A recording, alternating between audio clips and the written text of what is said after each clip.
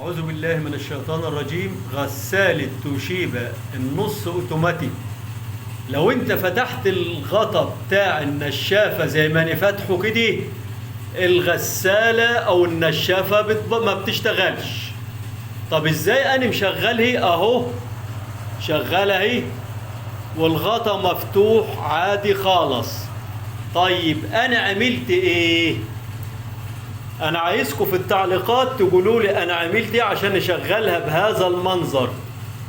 فيديو قصير اهو، وفي الفيديو القادم هنقول لكم بمنتهى البساطة نعمل ايه بحيث نشغلها والغطا مفتوح. شكرا لكم والسلام عليكم ورحمة الله وبركاته.